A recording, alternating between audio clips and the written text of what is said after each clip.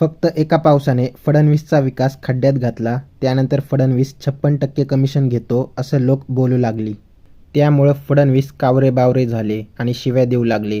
इतक्या घाणेरड्या भाषेत आजपर्यंत कोणताही मुख्यमंत्री बोलला नाही. निखिल वागळे म्हणाले, "ओ फडणवीस, तुमच्यापेक्षा उद्धव ठाकरे लाख पटीने चांगले मुख्यमंत्री होते." फडणवीस जनतेला कुत्रे, टट्टू म्हणाले. आता जनता काय म्हणते बघा. दिवा विझवायच्या आधी जास्त फडफडतोय असे टरबुजाच्या वक्तव्यावरून दिसून येत आहे. 2 कोटी पापी मेल्याच्या नंतर एक टरबुजा तयार झाला. फडणवीसला शिव्या द्या, त्याला सवय आहे, शिव्या प्रूफ आहे मी.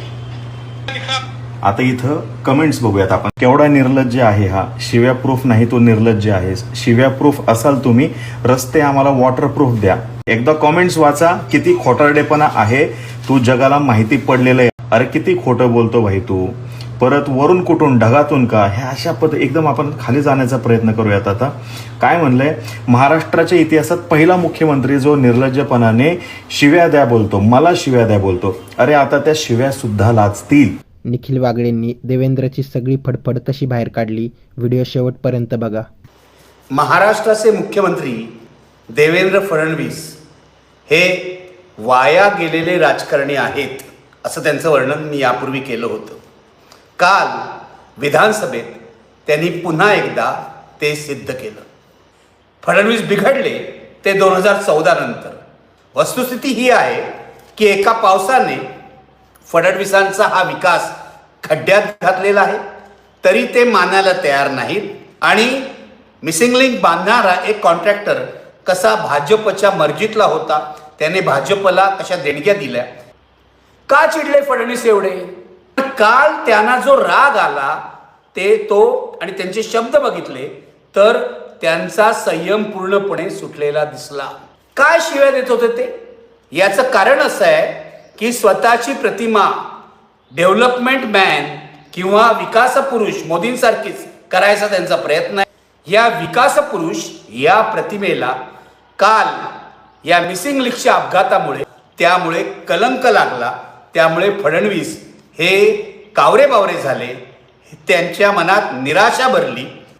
मित्र, मी तुम्हाला सांगतो, इतक्या घाणेरड्या भाषेत महाराष्ट्राचा आजवरचा कोणताही मुख्यमंत्री बोललेला नाही, हे लक्षात घ्या.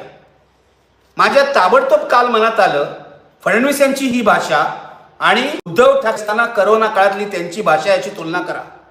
उद्धव ठाकरे आजारी होते, गंभीर आजारी होते. त्यांना फडणवीस आणि त्यांचे सगळे सहकारी घाणेरड्या शिव्या देत होते, तरी सुद्धा उद्धव ठाकरेंनी कधी संयम सोडला नाही. मला फडणवीसांना एवढंच विचारायचं आहे, एक लक्षात घ्या देवेंद्र फडणवीस, तुम्ही म्हणजे महाराष्ट्र नाही. जसं मोदी म्हणजे इंडिया नाही, तुम्ही म्हणजे महाराष्ट्र नाही. तुम्ही त्यांना कुत्रे वगैरे म्हणून त्यांची लाज नाही काढली, स्वतःची पातळी सिद्ध केलेली आहे. देवेंद्र फडणवीस ऐकून घ्या, भाजपवाल्यांना ऐकून घ्या. तुमचा हा जो विकास पुरुष म्हणवणारा मुख्यमंत्री आहे, त्याने काल गटार गंगा सुरू केली विधानसभेमध्ये. इतकं फडणवीसांचं वाईट भाषण.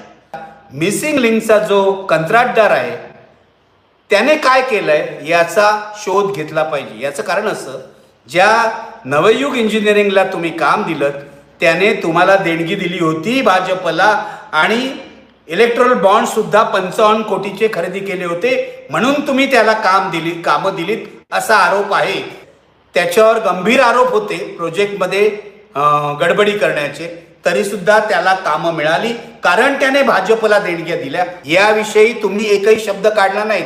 तुम्ही चिडलात त्याचं कारण हे आहे की टीकाकारांनी नेमका आरोप केला, पुराव्याच्या आधारे आरोप केला की नवयुग इंजिनिअरिंगने भाजपला 55 कोटी रुपये दिले इलेक्ट्रॉल बॉन्डच्या माध्यमातून. याचा तुम्ही उल्लेख का केला नाही? तुम्ही शिवीगाळ करायला लागलात विरोधकांना. तुम्ही त्यांना कुत्रे म्हणालात. आम्ही तुम्हाला कुत्रा वगैरे म्हणणार नाही, ती आमची संस्कृती नाही, लक्षात घ्या. तुम्ही चूक केली तीच मी करणार नाही. मी तुम्हाला शिवीगाळ करणार नाही, पण तुम्ही जर टीकाकारांना शिव्या देणार असाल तर उद्या जनता तुम्हाला शिव्या देईल, हे विसरू नका. कृपया हे विसरू नका. तुमच्या भंपक आरोपांना मी काय, महाराष्ट्रातली जनता भीक घालत नाही. तुम्ही महाराष्ट्राचे सर्वात भ्रष्ट, बुद्धिभ्रष्ट, विचारभ्रष्ट आणि व्यवहारभ्रष्ट असे मुख्यमंत्री आहात. आणि काल जे तुम्ही भाषण केलं ते नैराश्यातून केलेलं आहे. आता मी लोकांना सांगतो ते नैराश्य काय आहे. नैराश्य हे आहे की महाराष्ट्र सरकारचा कंट्रोल, महाराष्ट्र सरकारचं नियंत्रण तुमच्या हातून सुटलेलं आहे. तुमच्या आणि एकनाथ शिंदेमध्ये जी स्पर्धा चालू झालेली आहे महाराष्ट्र सरकारमध्ये, त्यामध्ये तुम्ही अस्वस्थ झाला आहात.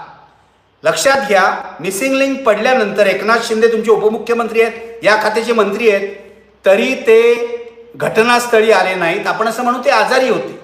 त्यांचा आजार किती गंभीर आहे हा एक संशोधनाचा विषय आहे. कारण हॉस्पिटलमधून ते फोटो काढत होते आणि असं दाखवत होते की हॉस्पिटलमधून सुद्धा पुरं कार्य वगैरे चालू आहे. पण एकनाथ शिंदेनी मिसिंग लिंक विषयी एक शब्द उच्चारला नाही. फडणवीसांना दोष मिळतोय तर मिळू द्या अशी त्यांची भूमिका होती. एकनाथ शिंदे यांचं ध्येय हे आहे की महाराष्ट्रात पुन्हा एकदा मुख्यमंत्रीपद मिळवायचं आणि तुम्हाला दिल्लीला पाठवून द्यायचं. अमित शहाना भेटून, अनेकदा भेटून ते हीच विनंती करतायत की येत्या मंत्रिमंडळ फेरबदलामध्ये देवेंद्र फडणवीस यांना दिल्लीत घ्या. कालचं फ्रस्ट्रेशन कुठून आलं बघा. तुम्हाला आता भाजपमधले काही लोकही मानायला तयार नाही आहेत. याचं कारण तुम्ही भाजपच्या सच्च्या कार्यकर्त्यावर सातत्याने अन्याय करतायत असा भाजपतल्या निष्ठावंतांचा आरोप आहे. लक्षात घ्या, तुमच्यावर जेव्हा मिसिंग लिंक बाबत टीका होत होती तेव्हा भाजपच्या बहुसंख्य नेत्यांनी, आमदारांनी, खासदारांनी तोंड उघडलं नाही. फडणवीसांवर हल्ला होतोय तो होऊ द्या असं त्यांनी म्हटलं. तुमच्या निराशेची, तुमच्या फ्रस्ट्रेशनची, डिप्रेशनची कारणं ही आहेत. माझं तर म्हणणं आहे तुम्ही महाराष्ट्रातल्या जनतेची माफी मागायला हवी. पण तुम्ही विकासाचा मुखवटा घालून जनतेची प्रचंड, अतिप्रचंड फसवणूक करता आहात. आणि टीकाकारांवर तुम्ही पैसे घेऊन टीका केल्याचा आरोप करता. अरे पैसे घेऊन मीडियाला विकत घेण्याचं काम, पैसे देऊन मीडियाला विकत घेण्याचं काम तुम्हीच केलेलं आहे. तुमच्या वर्षा बंगल्यावर जे पत्रकार जमतात त्यांना महिन्याच्या 1 तारखेला किती पाकिटं जातात, दिवाळीला तुम्ही काय काय भेटी देता, हे सगळं प्रसिद्ध झालेलं आहे. लक्षात घ्या, मी तुम्हाला शिव्या देणार नाही. तुम्ही फुकट गेलात असं माझं मत आहे. तुम्ही प्रामाणिक आहात असं वाटत होतं. आज मला असं वाटतंय की 2014 नंतर तुमची बुद्धी फिरली. पण शिंदेनी तुमची मनशांती बिघडवली आहे हे लक्षात घ्या. 2019 पासून तुमचं जे विकृत राजकारण सुरू झालेलं आहे, मी तुम्हाला खलनायक म्हणतो त्यासाठी तुम्ही पक्ष फोडलेत. हा माणूस सत्ता मिळवण्यासाठी काहीही करू शकतो असं जनतेला वाटत आहे. 2024च्या लोकसभा निवडणुकीमध्ये तुम्हाला पराभवाचा फटका बसला. महाविकास आघाडीचे अधिक खासदार निवडून आले. त्यानंतर विधानसभा निवडणूक तुम्ही आणि तुमच्या मित्र पक्षांनी मॅन्युप्युलेट केली. तुम्ही मतदारांमध्ये घोळ केला निवडणूक आयोगाच्या संगनमताने. एकच तुम्हाला शेवटी सांगतो, महाराष्ट्रातली नाही देशातली जनता सहनशील आहे. पण तिच्या सहनशीलतेच्या मर्यादा असतात. या मर्यादा संपल्या की जनता तुम्हाला चोख जाब विचारल्याशिवाय राहणार नाही. जनतेच्या संतापाचा कडेलोट होईपर्यंत वाट बघू नका. काल जो तुम्ही प्रमाद केलेला आहे त्याबद्दल महाराष्ट्राची माफी मागा. तुम्ही महाराष्ट्राला बदनाम केलं. याआधी तुमच्या राज्यपालांनी भगतसिंग कोश्यारी यांनी महाराष्ट्राच्या महापुरुषांचा अपमान केला होता.